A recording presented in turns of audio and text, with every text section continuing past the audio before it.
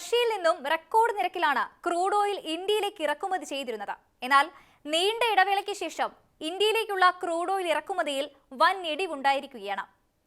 August മാസത്തിൽ ഇറക്കുമതി വലിയ തോതിൽ കുറഞ്ഞുവെന്നാണ് ഷിപ്പ് ട്രാക്കിംഗ് ഡാറ്റയെ അടിസ്ഥാനമാക്കിയുള്ള റിപ്പോർട്ടുകൾ വ്യക്തമാക്കുന്നത്. ഇക്കാലയളവിൽ അന്താരാഷ്ട്ര വിപണി രംഗത്തും റഷ്യൻ എണ്ണയുടെ ലഭ്യത താരതമ്യേന കുറവായിരുന്നു. റഷ്യയിൽ നിന്നുള്ള ഇന്ത്യയുടെ എണ്ണ ഇറക്കുമതി സെപ്റ്റംബറിൽ വീണ്ടും കുറയുമെന്നാണ് എണ്ണ വിപണി വിദഗ്ധരെ ഉദ്ധരിച്ചുകൊണ്ട് റിപ്പോർട്ട് പുറത്തു വന്നിരിക്കുന്നത്. എന്നാൽ എന്തുകൊണ്ടാണ് ഇറക്കുമതി ഇടിവുണ്ടായത്? മെയിന്റനൻസ് കാരണം ഇന്ത്യൻ റിഫൈനറികളിൽ ചിലത് അടച്ചുപൂട്ടാൻ പോകുന്നതാണ് പ്രധാനമായും ഇറക്കുമതി കുറയാൻ ഇടയാക്കിയത്. ഇന്ത്യയുടെ റഷ്യൻ എണ്ണ ഇറക്കുമതിയിൽ 14.5% ഇടിവാണ് ഇപ്പോൾ ഉണ്ടായിരിക്കുന്നത്. അപ്പോഴും ഇന്ത്യയുടെ മൊത്തം ക്രൂഡ് ഓയിൽ ഇറക്കുമതിയുടെ 39.9% റഷ്യയിൽ നിന്നാണെന്നാണ് കമ്മോഡിറ്റി മാർക്കറ്റ് അനലിറ്റിക്സ് സ്ഥാപനത്തിന്റെ ട്രാക്കിംഗ് ഡാറ്റ റിപ്പോർട്ട് വ്യക്തമാക്കുന്നത്.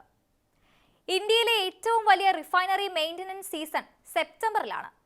ഇത് നവംബറോടെ റിഫൈനറി പ്രവർത്തനം സാധാരണ ശ്രേണിയായ 5.4 നിന്നും 5.5 ദശലക്ഷം BPD-യിലേക്ക് ഉയരും.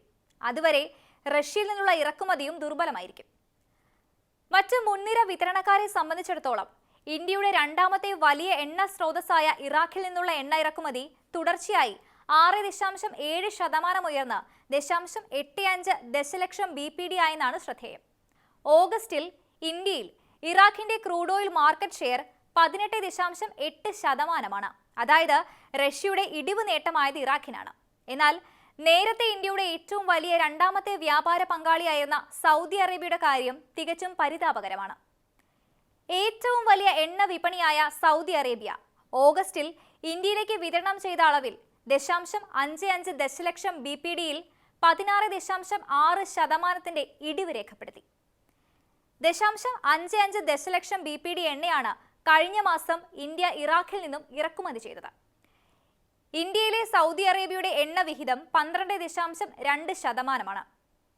ജൂലൈയിലെ 16.5% ഇറക്കുമതിയാണ് ഓഗസ്റ്റിൽ 18.8% ഇറാഖ് ഉയർത്തിയത്. റഷ്യയുടെ വിപണി വിഹിതം ജൂലൈയിൽ 43.5% അതായത് ഓഗസ്റ്റിലെ വിഹിതത്തെക്കാൾ 3.6% കൂടുതലാണ്.